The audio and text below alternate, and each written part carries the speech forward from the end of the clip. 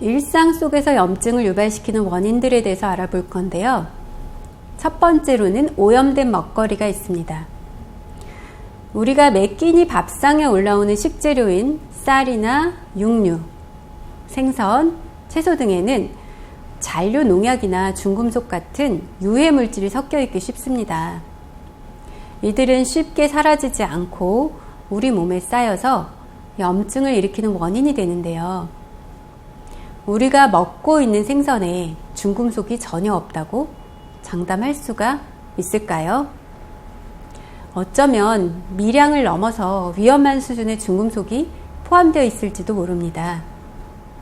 소나 돼지, 닭 등 가축을 키울 때 많이 쓰는 항생제는 우리의 먹거리가 되고 채소와 곡류 등에 쓰이는 농약 또한 우리의 식탁으로 되돌아오고 있습니다. 모르는 사이에 몸에 쌓이는 중금속, 항생제, 잔류 농약 등의 유해 물질은 염증이라는 이름으로 우리를 괴롭힐 수 있다는 사실을 명심해야 합니다.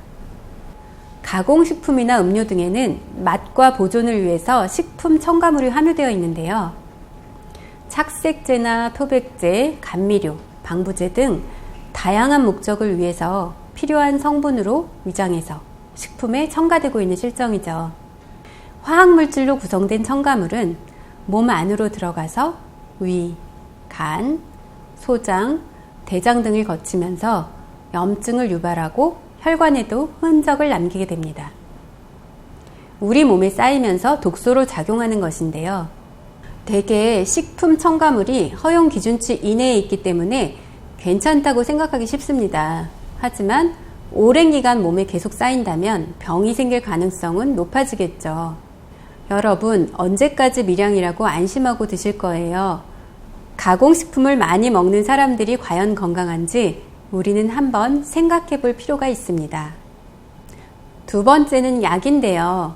대다수 사람들은 아프면 당연히 약을 먹어야 한다고 생각합니다. 하지만 도리어 약이 몸에 병을 일으킨다면 어떨까요? 병을 치료하기 위해서 섭취한 약은 소기의 목적을 다한 후에 그 잔여 물질이 몸에 남습니다. 이는 분명 배출되어야 하지만 몸에 남아서 염증을 유발해서 병을 일으키는 원인이 되죠. 특히 당뇨나 고혈압 등과 같은 질환으로 장기간 약을 복용하는 환자들의 간을 진단해 보면 염증이 쌓여서 높은 간 수치를 보이기도 하는데요. 나이가 들어가면서 자연스레 하나둘씩 생기는 질병으로 인해서 먹는 약의 개수는 점점 늘어만 갑니다. 65세 이상의 노인이 먹는 약의 개수가 평균 5개를 넘는다고 합니다. 더군다나 장기간 먹어야 하는 약이죠. 이렇게 오래 복용해야 하는 약이 있다면 우리는 몸에 쌓인 염증을 해소하는 것이 더욱 필요할 수 있습니다. 세 번째로 술인데요. 알코올은 몸에 들어오면 빠르게 아세트알데히드라는 독성 물질로 바뀝니다. 이는 숙취를 유발하는 물질로서 몸 밖으로 빠르게 배출되지 못하면 간세포에 손상을 입히고 심혈관계나 중추신경계 등에 악영향을 끼치게 되는데요.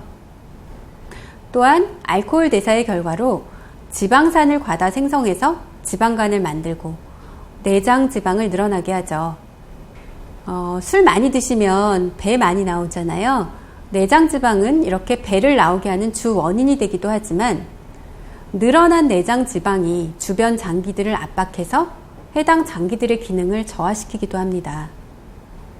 이렇게 축적된 내장 지방은 염증을 유발하고 대사성 질환을 일으키는 주요 원인이 됩니다. 네 번째, 환경 호르몬인데요. 우리의 생활환경 주변에는 플라스틱이나 비닐, 캔 등으로 포장된 식음료가 많이 있습니다. 생활의 편리성을 위해 제조됐지만 이들이 만들어내는 환경 호르몬은 우리 몸에 치명적인 악영향을 끼치게 되죠. 즉, 편리함과 건강을 맞바꾼 화학물질인 것입니다. 환경 호르몬의 정식 명칭은 내분비 교란 물질로 몸에 들어와서 마치 호르몬처럼 작용합니다. 그 결과로 정상적인 호르몬이 생성되거나 작용하는 것을 방해해서 성장 억제나 생식 이상 등을 유발하는데요. 특히 환경 호르몬인 제노에스트로겐이 성조숙증을 유발한다고 알려져서 걱정하는 부모님들이 많이 늘어나고 있습니다. 최근에는 성조숙증을 앓고 있는 어린 여학생이 늘고 있는 추세고요. 실제 한의원을 찾아오는 엄마들 중에는 아이의 초경을 늦추는 한약을 요구하는 분들이 꽤 많습니다. 초경이 빠르면 키가 더 크지 않을 거라는 우려 때문인데요. 이때에도 미나리는 정말 많은 도움이 됩니다. 환경 호르몬은 학습 장애나 과잉 행동 장애, 우리가 ADHD라고 하죠. 또 자폐증 등을 유발하기도 하고요. 당뇨나 심혈관 질환 등의 대사성 질환이 생길 위험성을 높입니다. 또한 여성 호르몬 분비에 악영향을 끼쳐서 생리전 증후군이나 다낭성 난포증, 불임 등을 초래하기도 하고요. 자궁 내막 조직의 염증을 유발해서 자궁 내막증을 일으키기도 합니다. 남성의 경우에는 성기능 장애, 생식기능 이상 등을 겪을 수도 있습니다. 5번째로는 스트레스가 있는데요. 스트레스가 만병의 근원이라는 말은 많이 들어보셨을 거예요. 1936년에 캐나다의 내분비학자인 셀리에 교수의 논문에 따르면 몇 달 동안 스트레스를 받은 쥐를 검사했더니 위에 궤양이 생기고 부신이 커지면서 면역력이 감소했다는 현상이 발견되었습니다. 이 논문은 스트레스가 병을 일으킨다는 사실을 최초로 제시한 연구인데요. 아마 지금 현대인의 모습이 바로 지속적으로 스트레스를 받고 있는 쥐와 비슷할 거예요.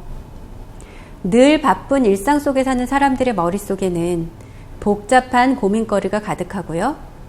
무한 경쟁 속에서 받는 스트레스로 인해서 몸과 마음이 병들어가고 있죠. 이런 스트레스를 매일 받으며 생활하는 사람들은 셀레 교수가 실험한 쥐처럼 병에 걸릴 가능성에 늘 노출되어 있습니다. 자, 우리는 스트레스에서 벗어나려는 노력을 많이 하죠. 하지만 현대사회에서 스트레스로부터 완벽하게 벗어나는 것은 사실 불가능합니다.